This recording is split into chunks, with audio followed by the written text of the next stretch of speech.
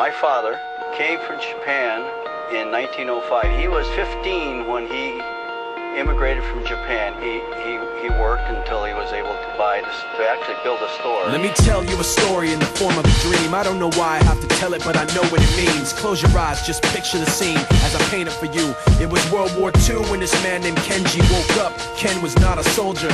He was just a man with a family who owned a store in LA. That day, he crawled out of bed like he always did, bacon and eggs with wife and kids. He lived on the second floor of a little store he ran. He moved to LA from Japan, they called him immigrant. In Japanese, he'd say he was called Issei. That meant first generation in the United States, when everybody was afraid of the Germans, afraid of the Japs, but most of all afraid of a homeland attack. And that morning, when Ken went out on the doormat, his world went black, cause right there, front page news, 3 weeks before 1942, Pearl Harbor's been bombed and the Japs are coming. Pictures of soldiers dying and running. Ken knew what it would lead to, just like he guessed. The president said the evil Japanese in our home country would be locked away. They gave Ken a couple of days to get his whole life packed in 2 bags. Just 2 bags, couldn't even pack his clothes. Some folks didn't even have a suitcase to pack anything in, so 2 trash bags is all he gave them. And when the kids asked Mom, where are we going, nobody even knew what to say to them. Ken didn't want to lie, he said the US is looking for spies, so we have to live in a place called Manzanar, where a lot of Japanese people are. Stop it, don't look at the gunmen.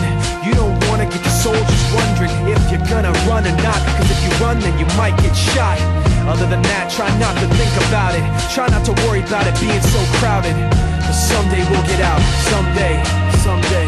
As soon as war broke out, the FBI came and they just come to the house and you have to come. All the Japanese have to go. They took Mr. Need and people couldn't understand why they had to take him, because he's just innocent laborer. So now they're in a town with soldiers surrounding them. Every day, every night, look down at them. From watchtowers up on the wall, Ken couldn't really hate them at all. They were just doing the job and he wasn't gonna make any problems. He had a little garden, vegetables and fruits that he gave to the troops in a basket his wife made. But in the back of his mind, he wanted his family's life saved. Prisoners of war in their own damn country, what for? As time passed in the prison town, he wondered if he'd live it down if and when they were free. The only way out was joining the army, and supposedly some men went out for the army, signed on, and ended up flying to Japan with a bomb.